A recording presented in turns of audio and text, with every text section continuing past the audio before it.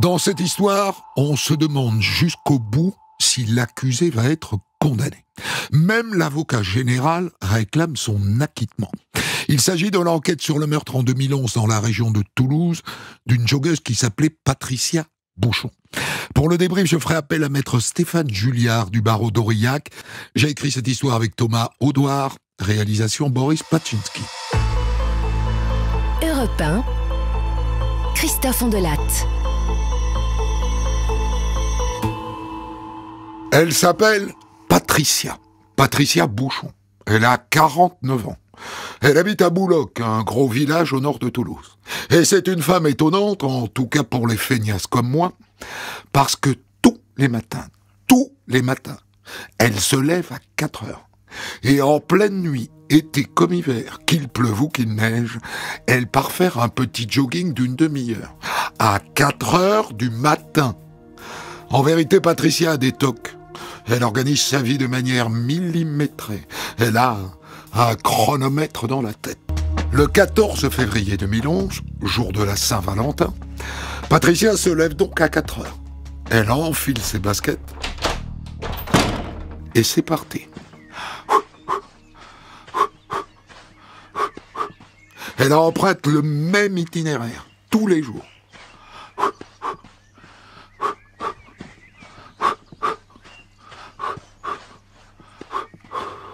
Christian, le mari de Patricia, se lève lui 1 heure plus tard, à 5 heures. À cette heure-là, normalement, Patricia devrait être rentrée. Elle devrait être en train de s'agiter dans la cuisine. Mais elle n'est pas là. Et ça l'inquiète tout de suite, forcément. Avec la pendule que ses tocs lui ont collée dans la tête, elle n'est jamais en retard. Elle respecte son planning à la minute. Et là, elle n'est pas là. Il ne peut pas l'appeler sur son portable. Elle est partie sans. Et donc, il saute dans sa voiture et il part à sa recherche. Il explore l'itinéraire qu'elle emprunte tous les matins, le même. La traversée du bourg de Bouloc et ensuite la départementale jusqu'au village voisin de Fronton. Et pour calmer son inquiétude, il s'accroche à une idée. Patricia a des problèmes de tendinite depuis quelque temps. Elle s'est peut-être blessée. Il va la trouver au bord de la route, heureuse qu'il vienne à son secours. Mais non, elle n'est nulle part. Balayons tout de suite l'idée qu'à l'occasion de ce jogging matinal, Patricia a décidé de faire une fugue. Je vous dis ça parce que la question sera inévitablement posée à un moment. Vous êtes certain, monsieur, que votre femme n'est pas partie de sa propre initiative pour changer de vie ? Ça arrive, vous savez. Ça arrive, mais là, ça ne colle pas. Le couple va bien. Depuis qu'ils ont quitté Paris il y a 3 ans pour s'installer à Bouloc, pas un nuage dans leur vie. Et puis ils ont une petite fille, Carline. Elle ne serait pas partie sans elle, ni d'ailleurs sans son sac à main et son portable. La piste de la fugue ne tient pas 1 minute. Alors c'est peut-être un accident. Elle a peut-être été renversée par une voiture. Le mari se dit qu'il faut qu'il prévienne les gendarmes le plus vite possible. Il avait rendez-vous à Lyon aujourd'hui pour son boulot, il annule. Et il appelle les gendarmes qui débarquent illico. Il leur donne l'itinéraire habituel de Patricia quand elle fait son jogging. Donc là, elle part de la maison dans ce sens-là. Elle traverse le bourg par ici. Et alors ensuite, elle court sur la départementale qui va jusqu'à Fronton. Et après, retour par le même itinéraire, quoi. Les gendarmes parcourent le chemin emprunté par Patricia d'un bout à l'autre. Rien. Pas de traces. Ils appellent tous les hôpitaux et les cliniques du coin. Elle n'y est pas. Alors, ils impriment des avis de recherche avec la photo de Patricia et ils vont les placarder dans tout le village. Dans la foulée, 50 gendarmes arrivent sur place. Ils ont ordre de ratisser les environs à la recherche de Patricia, vivante ou plus sûrement morte. Ils fouillent les champs, les bois, les talus. Aucun retour. Ils envoient des plongeurs sonder les lacs, les puits et même le canal latéral de la Garonne qui passe tout près de Bouloc. Ça ne donne rien non plus. Des hélicoptères aussi sont mobilisés. Ça m'étonne toujours. Qu'on envoie des hélicoptères pour chercher un cadavre humain dans la nature. C'est quasi systématique dans ces affaires de disparition. Sauf qu'à ma connaissance, jamais un hélico n'a trouvé quoi que ce soit. Je crois qu'ils font ça pour montrer qu'ils cherchent vraiment. Bref, à la fin de la journée, pas la moindre trace de Patricia. En début de soirée, un couple de retraités de Bouloc se présente à la gendarmerie de Fronton. Voilà, on habite une impasse, pas loin de la départementale, et on a entendu parler de la disparition de la dame qui faisait un footing, et on a peut-être quelque chose qui va vous intéresser.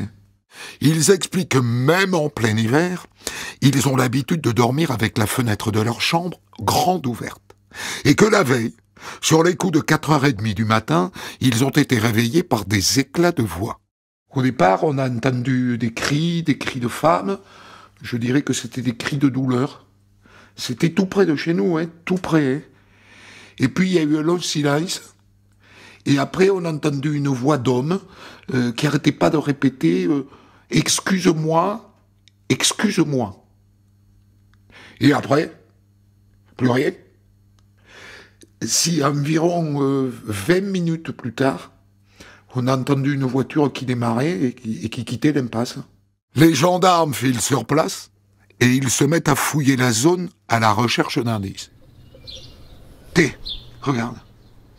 J'ai une élastique à cheveux, là. Et ça, là. C'est quoi le truc qui brille, là? Regarde. Ça, c'est un piercing de nez. Le mari nous a dit justement que la dame avait un piercing. Et il trouve aussi une boucle d'oreille. Et aussi quelque chose de très inquiétant. Une touffe de cheveux. Si ce sont bien les cheveux de Patricia, elle a pris une sacrée raclée. Et plus inquiétant encore, quelques mètres plus loin, des traces de sang. Et bien vu la quantité de sang, je pense que cette femme est décédée. Moi je vois pas comment elle aurait pu survivre. Les gendarmes trouvent aussi une trace de pneu dont ils prennent l'empreinte. Et rien d'autre. Et si c'était le mari? Dans ce genre d'enquête, à un moment donné, la question est inévitable. Le mari travaille dans un groupe de magasins de bricolage, toujours en déplacement. Casier judiciaire, vierge. L'empreinte de pneu ne correspond pas à celle de sa voiture. On étudie les déplacements de son portable, les échanges qu'il avait avec sa femme. Les gendarmes le placent même sur écoute. Il n'y a rien à gratter du côté du mari. A priori, il est clean. En attendant, ça y est, les journaleux sont au courant. Une semaine après la disparition de Patricia, un jeune homme, un chauffeur-livreur, se présente de lui-même à la gendarmerie. Voilà, je crois que le matin où elle a disparu, j'ai croisé la dame que vous cherchez. D'accord? Et à quel endroit? Sur la route de Bouloc. Elle était en train de faire son footing. Tout ça, on est au courant, monsieur. Autre chose? Oui. Quelques centaines de mètres plus loin, j'ai vu une voiture arrêtée sur le bas-côté. Elle était tout feu éteint. Et moi, j'ai trouvé ça bizarre si tôt le matin. C'était quoi comme genre de voiture, vous vous souvenez? Je dirais une Clio premier modèle. D'accord. Et il y avait quelqu'un au volant? Oui, il y avait un homme. Vous pourriez me le décrire, cet homme, monsieur? Je dirais la trentaine, avec une barbe, genre barbe de 3 jours, et un bonnet noir sur la tête. Et il faisait quoi, cet homme? C'est ça qui a attiré mon attention, il avait l'air d'attendre. À 4h30 du matin, je me suis dit que c'était pas trop normal d'attendre quelqu'un comme ça sur le bord de la route. Vous pensez que vous seriez capable de nous aider à faire un portrait robot, monsieur? Je suis pas sûr, mais je veux bien essayer. Ne nous emballons pas. Il n'a fait que le voir en passant en voiture. Et le type avait un bonnet. Mais bon, croisons les doigts. Il aide donc à faire un portrait robot. Et les gendarmes vont le présenter aux gens du coin. Personne n'est capable de coller un nom dessus. À un moment, par déduction, il s'intéresse à un éboueur. Ça travaille tôt, un éboueur. Et il y en a un gamin de 20 ans, qui a une Clio premier modèle, justement. Mais il ne pouvait pas être sur les lieux de l'enlèvement de Patricia à cette heure-là. Impossible. Exit les boucles. Ça fait 1 mois et demi que Patricia a disparu. Et voilà qu'un chasseur se présente à la gendarmerie. Je vous explique. Au cours d'une battue, j'ai perdu un chien. Et donc je suis allé ratisser la zone pour essayer de le retrouver. Et voilà-t-il pas que sous un pont, dans une buse, je vois quelque chose qui ressemble à un corps. Je me dis, qu'est-ce quoi. Alors je me boulègue de descendre voir, et la macarelle, c'était un cadavre. Et je suis venu de suite vous prévenir, quoi. Et vous pourriez nous conduire sur place, monsieur, ça se trouve où? Et ça se trouve en pleine Cambrousse, à peu près 10 km de Boulogne, je pense, exactement à Ville-Mathieu. Les gendarmes y vont tout de suite.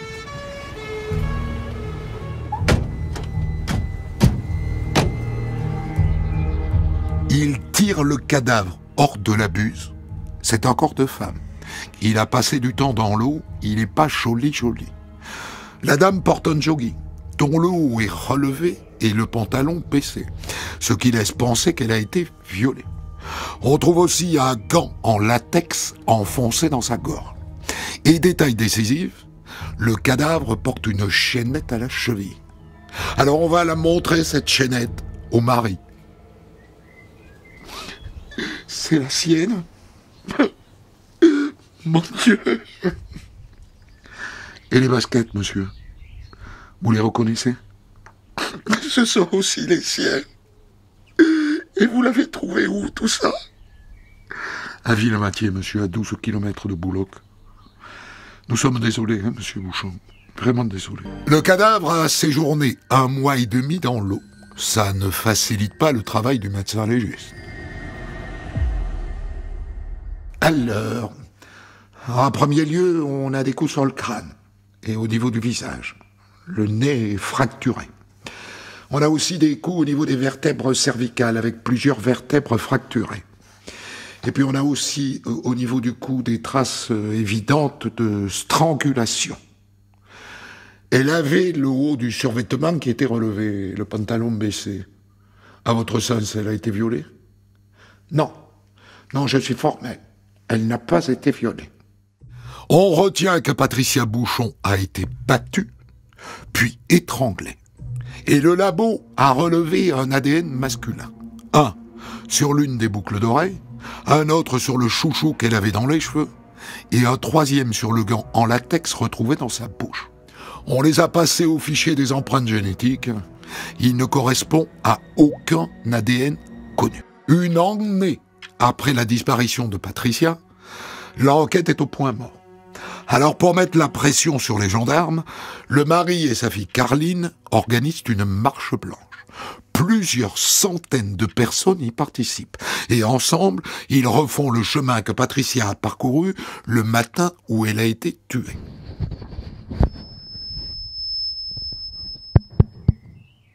Je voudrais vous remercier d'être là, à nos côtés, à Carline et à moi.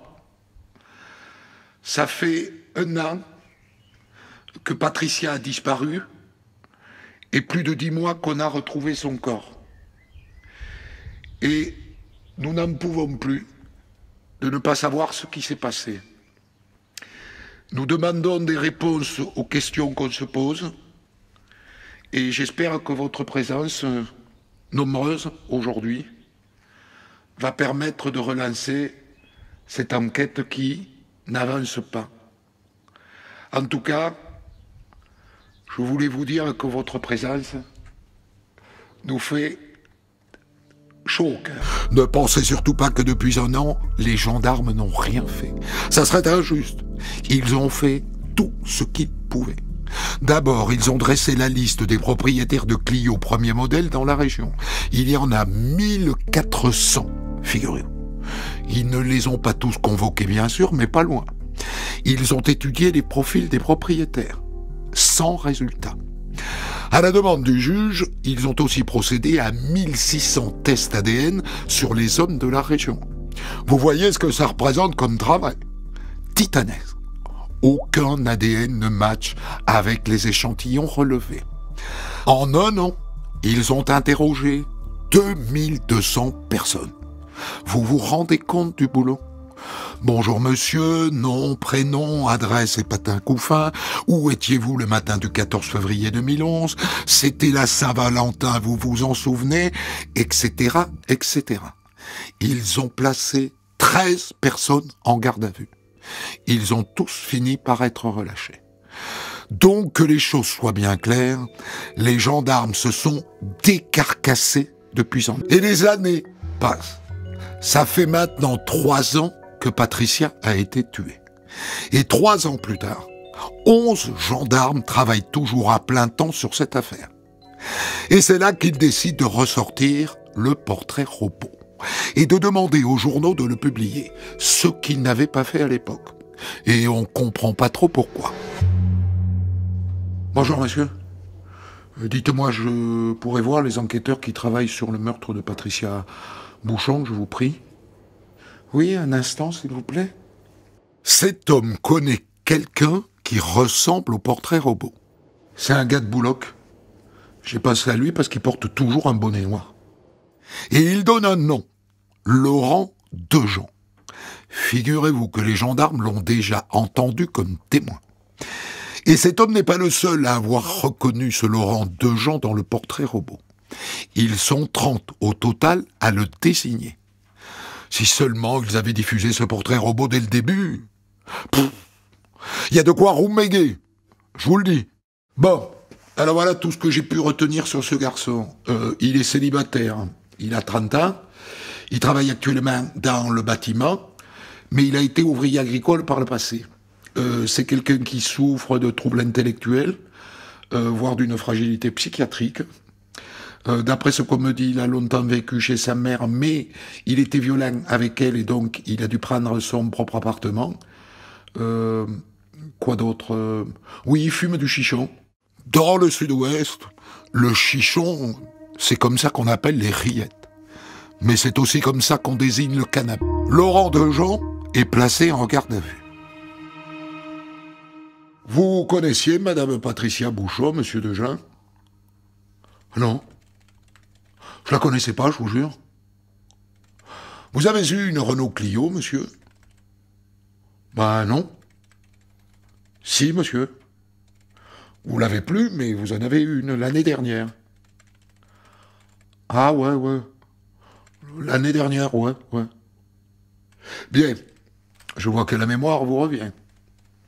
Alors qu'est-ce qu'elle est devenue, cette voiture, monsieur Dejean ? Oh ben, elle était pourrie, je l'ai envoyée à la casse.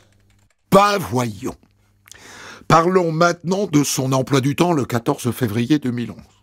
Il dit qu'il était en arrêt maladie parce qu'il avait mal à l'épaule et qu'il ne pouvait plus travailler. Eh bien très bien, on va vérifier ça, monsieur, hein ? Et il était bien en arrêt maladie, mais pas le jour du crime. Après le crime. Et ça n'a aucun rapport avec une douleur à l'épaule.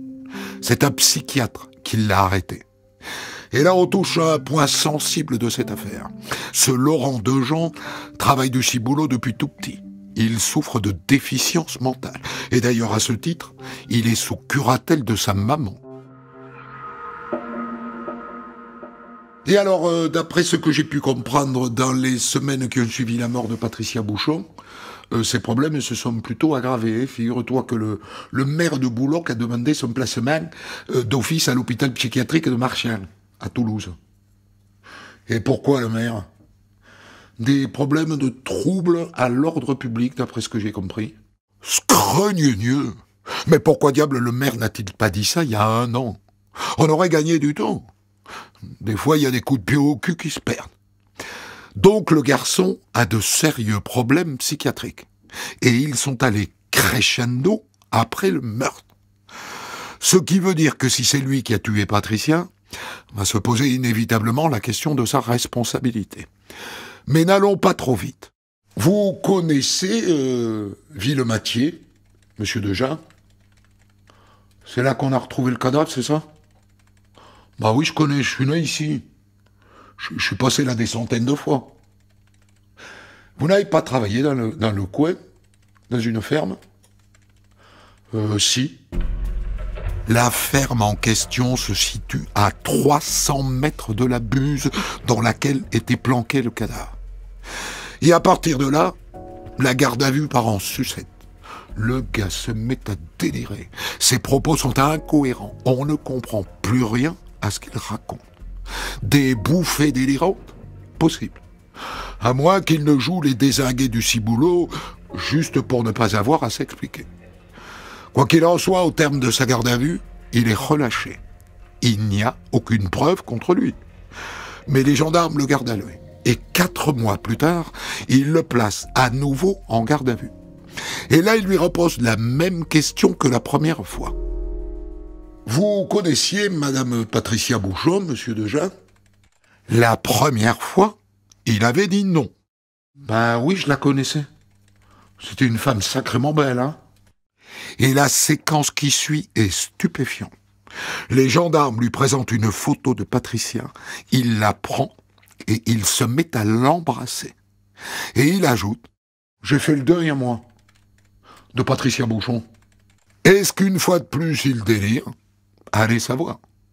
En attendant, il est à nouveau relâché. Ah, un détail qui a son importance. Son ADN ne matche pas avec celui retrouvé sur le corps de Patricia. Et les mois et les années passent. Ça fait maintenant 3 ans que Patricia Bouchon a été assassinée. Vous vous souvenez du chauffeur-livreur qui a vu la Clio au bord de la route le matin du crime? Les gendarmes le font venir et lui présentent Laurent Dejean au milieu d'autres hommes du même gabarit. Est-ce que vous reconnaissez l'homme que vous avez vu parmi ces hommes qui sont là, monsieur? Regardez bien. Prenez votre temps. Il ne le reconnaît pas. En même temps, c'était il y a longtemps. Un homme qu'il a vu quelques secondes seulement. Et donc, en dehors du fait qu'il ait été propriétaire d'une Clio, on n'a toujours pas de preuves contre Laurent Dejean. Et pourtant, le juge le met en examen pour homicide volontaire. Et il l'envoie en prison. Attention, monsieur le juge, votre dossier est branlant. Le juge organise une reconstitution dans l'impasse où le couple a entendu une femme crier et un homme lui dire « Excuse-moi ». Monsieur Dejean, répétez à haute voix « Excuse-moi, excuse-moi ». Et il le fait. Et les 2 retraités ne reconnaissent pas sa voix. Cela dit, les proches racontent que quand Laurent Dejean agresse des gens au cours de ses crises, après, il s'excuse toujours. C'est pas avec ça qu'on va le renvoyer devant une cour d'assises. Eh ben si. Malgré la faiblesse de son dossier, le juge décide de tenter le coup. Mais, chose rarissime, le procureur n'est pas d'accord. Il considère que le dossier est trop faiblard et donc il demande un non-lieu. C'est la chambre de l'instruction qui tranche. Il y aura bien un procès. Le procès de Laurent Dejean s'ouvre en mars 2019 à Toulouse. Le procureur, transformé en avocat général, n'a pas changé d'avis. Il pense qu'il n'y a pas assez d'éléments contre l'accusé. Il pense que ce procès ne devrait pas avoir lieu. Alors quand les gendarmes viennent raconter leur enquête à la barre, il les secoue comme des pruniers. Autant vous dire que le mari de Patricia est furieux. Et il le dit, à la barre. Je dois vous dire que nous sommes très blessés, limite outragés, par l'attitude de l'avocat général, monsieur David Sénat. Ne m'appelez pas par mon nom, monsieur. Dites monsieur l'avocat général. Je n'ai pas à être pris à partie. Et d'ailleurs, si c'est ça, je me retire. Bonjour l'ambiance. Moment important de ce procès qui dure 2 semaines, la venue à la barre de l'expert psychiatre. Il s'agit d'un sujet indubitablement schizophrène, avec une composante paranoïde, qui est victime d'hallucinations graves, mais pas assez pour être déclaré irresponsable. Et puis arrive la fin du procès, et droit dans ses bottes, l'avocat général requiert l'acquittement de Laurent Dejean. Enfin, regardons la vérité en face. Ce dossier est vide. Et l'intime conviction n'est pas une intime émotion. Je vous demande d'acquitter M. Deschamps. Un avocat général qui demande l'acquittement de l'accusé, ça n'est pas une première, mais ça n'arrive pas tous les jours. Derrière, pour les avocats de Laurent Dejean, évidemment, c'est du billard. Mais les jurés n'ont pas été totalement convaincus. Ils condamnent Laurent Dejean à 20 ans de réclusion criminelle. 20 ans au lieu de 30 qu'il encourait, en raison de ses problèmes psychiatriques. Logiquement, il fait appel. Deuxième procès en juin 2021 à Albi dans le Tarn. Pour rien, Laurent Dejean reprend 20 ans. À noter cet étonnant commentaire du mari de Patricia, Christian Bouchon. Il n'est clairement pas responsable de ses actes. J'espère qu'il sera soigné. Pour commenter son histoire du jour, Christophe Ondelat reçoit un invité, acteur direct de son récit. Je vous ai raconté l'enquête sur le meurtre de Patricia Bouchon, une joggeuse retrouvée étranglée en 2011 dans la région de Toulouse. Elle a été tuée par un habitant de son village de Bouloc, Laurent Dejean, condamné sans preuve, mais condamné à 20 ans de réclusion criminelle. Et je suis là pour le débrief de cette histoire avec maître Stéphane Julliard du barreau d'Aurillac, qui était avocat de la partie civile dans ce dossier, notamment l'avocat du mari de la victime et de sa fille Caroline. Elle est incroyable, cette phrase de Christian Bouchon. Il n'est pas clairement responsable de ses actes. J'espère qu'il sera soigné. Il n'est pas dans la haine, donc. Alors, oui, alors Christian, ça n'a jamais été quelqu'un qui a été dans la haine, tout comme le reste de la famille de Patricia Bouchon, d'ailleurs. Ce sont des gens qu'on peut appeler des gens ordinaires, avec une grande sensibilité. Et même s'ils sont convaincus de la culpabilité de Laurent Dejean, sans le moindre doute de leur côté, il y a toujours cet aspect malgré tout de la maladie qui a été reconnu, c'est-à-dire la schizophrénie, et un besoin de soins chez ce garçon pour éviter bien sûr la récidive. C'est rare quand même les gens qui ont conscience de la réalité de la maladie psychiatrique. En général, les gens disent ouais, bonne excuse. Vous savez, si on parle de Christian, le mari de Patricia, il a vécu toute cette procédure avec les traitements psychiatriques. C'est-à-dire que pendant 10 ans, on a eu un traitement pour Christian qui continue toujours aujourd'hui. Antidépresseurs, anxiolytiques, etc. Donc c'est quelqu'un qui a pleinement conscience des effets sur le psychisme de chacun. Va-t-il se soigner, Laurent Dejean? Pas sûr. Est-il soignable? Alors, va-t-il se soigner? Je l'espère. Est-il soignable? Ça, c'est une question à laquelle je ne peux pas répondre. Ce qu'il faut bien comprendre, c'est qu'à la suite du deuxième procès devant la cour d'assises du Tarn, il y a quand même eu une peine qui a été prononcée en plus de la peine de 20 ans de prison, c'est celle du suivi socio-judiciaire pendant 20 ans, donc qui débutera à la fin de sa peine de détention. Donc c'est quand même un moyen important de pouvoir le surveiller et de vérifier qu'il se soigne.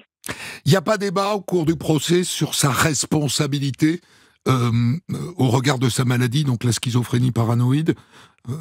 On revient pas sur la question de savoir s'il peut être jugé ou pas?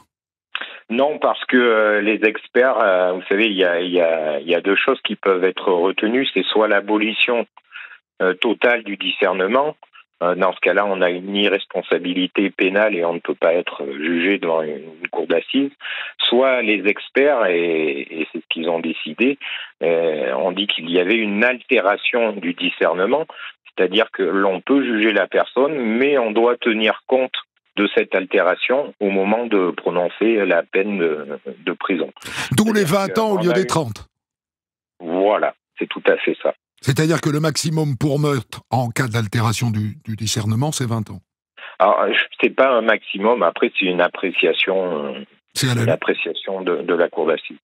Du coup, les 20 ans de réclusion criminelle conviennent à vos clients?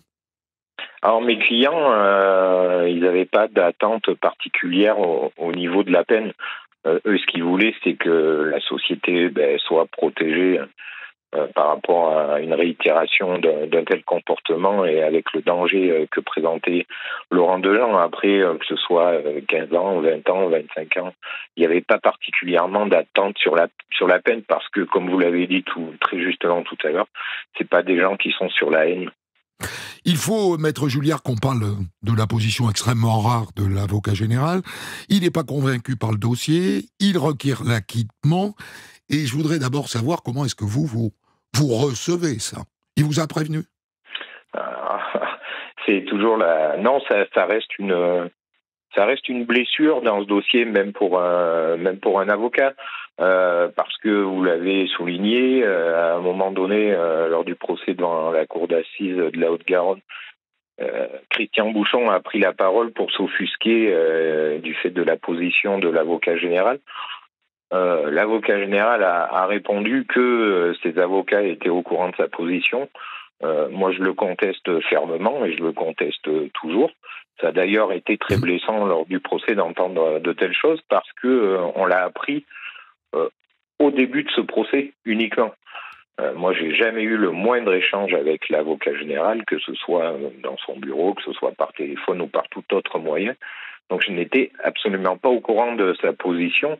Il avait simplement indiqué à ma consoeur, Maître Barrault, qui était avocat de la partie civile avec moi, il avait simplement indiqué qu'il se posait des questions, mais que sa position n'était pas définitive.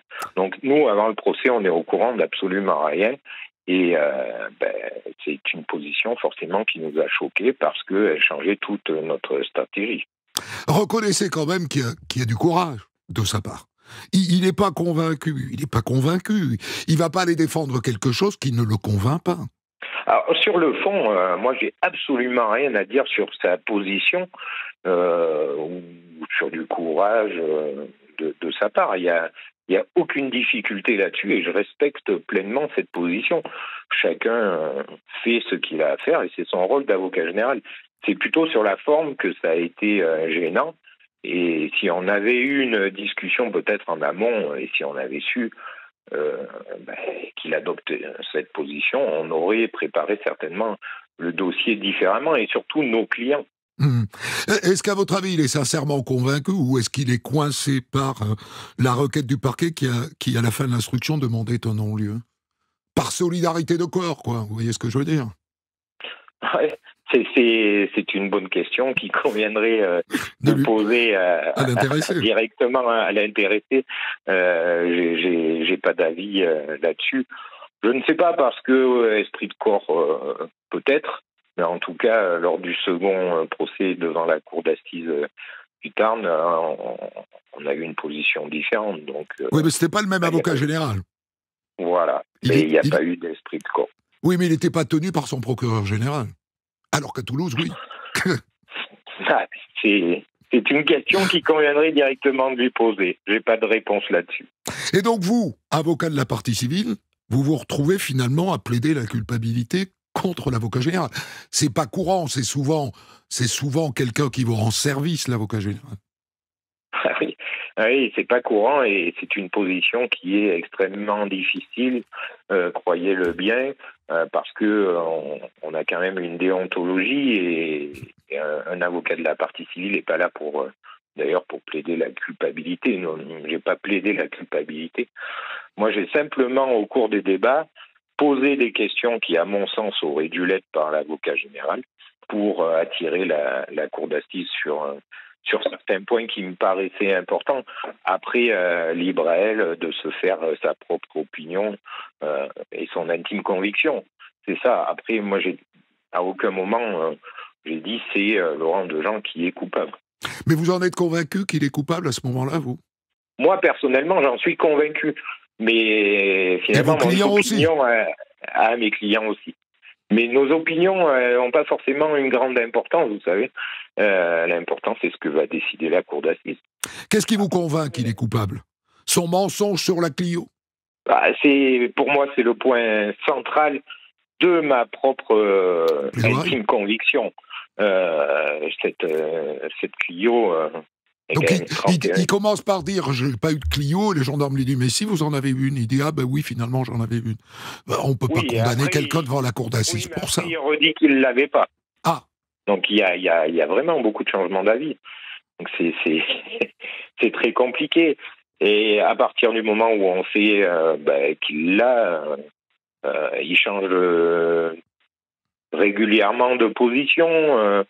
Un coup, il l'a donné, un coup, il l'a vendu à telle personne, un coup, elle est chez un ferrailleur, un coup, il l'a détruite lui-même. Alors, voilà, c'est pas crédible. À un moment donné, ça forge une conviction. Quand on s'intéresse à sa culpabilité, on bute sur l'ADN. Ça n'est pas son ADN qui est sur les 3 objets relevés autour du corps. Alors peut-être que cet ADN n'était pas non plus l'ADN du tueur. Alors, la question de l'ADN, elle a vite été évacuée par les experts lors des débats devant la cour d'assises, tout simplement parce qu'on n'avait que 4 marqueurs sur 12. Oui, c'est un ADN partiel. Hein.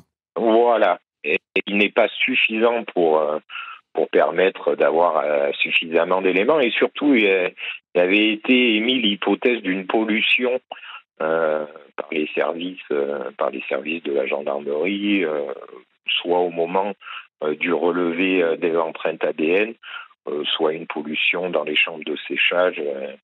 Voilà, très difficile de savoir, mais en tout cas, on avait un ADN qui n'était pas fiable. Le mobile, si c'est lui qui a tué, c'est quoi? Le viol? Le mobile, moi je pense qu'il n'y en a pas véritablement, si ce n'est une crise de démence. Et c'est d'ailleurs ce que retenait l'expert, en disant dans la maladie de la schizophrénie paranoïde, qui est celle dont est atteinte Monsieur Dejean, il y a en grande majorité une absence de mobile dans ce type d'homicide commis par les schizophrènes. Donc très difficile de savoir si vraiment le mobile a une importance dans ce dossier-là. Le viol, parce que le pantalon de survêtement est baissé, le haut de survêtement est remonté, mais le légiste dit il n'y a pas eu viol. Donc on peut imaginer que l'idée initiale c'est le viol, il ne va pas au bout. On peut l'imaginer, effectivement, c'est pas totalement exclu. Après, comme toujours dit la famille de Patricia, c'est que c'était quelqu'un qui avait une volonté extrême. D'ailleurs, on ne sort pas faire un jogging à cette heure-là sans avoir cette particularité-là. Et jamais elle ne se serait laissée faire ou elle ne se serait laissée violer par quelqu'un. Ça, c'était totalement impossible. Elle se serait battue, débattue. Voilà, tout à fait. Donc si peut-être il y a eu une volonté de viol. Après, j'en suis pas convaincu moi non plus parce que en Dejean, c'est quelqu'un qui était extrêmement fort, quelqu'un qui pouvait être très violent. Donc s'il avait véritablement voulu, il l'aurait violé. Donc c'est vraiment très difficile de savoir. Un mot sur le travail des gendarmes. Ils ont fait un travail considérable avec une cellule dédiée qui travaille pendant plusieurs années avec des gendarmes qui travaillent à plein temps. Il faut réaliser ça, on oublie souvent. Mais ils gardent pour eux le portrait robot pendant 3 ans avant de le faire publier dans la presse. Ça, c'est une grosse bévue. Alors, ça, c'est pas une bévue des gendarmes. C'est le juge. C'est un ordre du juge d'instruction et du procureur de la République à l'époque. Pourquoi ? Parce que on estime qu'on est aux prémices du dossier. Ce portrait robot, il est à disposition de tous les services de gendarmerie, toutes les polices de France, puisqu'il est tout de même diffusé en interne. Mais on ne veut pas le sortir dans la presse ou ailleurs par peur d'informations qui viendraient polluer le dossier. Après, reste la seconde question. Dans un premier temps, je suis assez d'accord avec cette position. Après, est-ce qu'on aurait pu un peu plus rapidement, lorsque l'on a vu qu'on butait sur certains éléments, diffuser ce portrait robot? Je le pense. Alors, c'est pour ça que moi, dès que j'arrive dans le dossier, c'est la première chose que je demande au juge d'instruction, qui me l'accorde très rapidement d'ailleurs. Donc c'est à votre demande que ce portrait est finalement publié dans la presse et aboutit à l'identification de Laurent Dejean. Alors, c'est effectivement à ma demande que ce portrait robot est diffusé. Après, est-ce que c'est le seul élément qui permet d'aboutir à Laurent Dejean ? Je sais pas, mais ça a permis certaines avancées dans cette enquête, ça c'est évident, puisqu'il y a quand même 37 personnes. Hein. C'est pas rien, hein. C'est pas 2 ou 3 personnes, c'est 37 personnes qui l'ont reconnu sur ce portrait robot, donc c'est pas rien non plus. Ça fait râler. Disons quand même au crédit du juge et des gendarmes qu'ils ont procédé quand même à 1600 tests ADN. 1400 propriétaires de clients ont été identifiés, procédé à 2200 interrogatoires et placé 13 personnes en garde à vue quand même. Quel boulot! Ah oui, on peut absolument pas critiquer le travail de qui que ce soit dans ce dossier. Je crois que tout le monde y a mis beaucoup de volonté et beaucoup de force pour aboutir à retrouver le coupable de ce meurtre. Maître Julliard, vous êtes comme vos clients, un homme calme, pondéré et sage. Merci beaucoup. Des centaines d'histoires disponibles sur vos plateformes d'écoute et sur europe1.fr.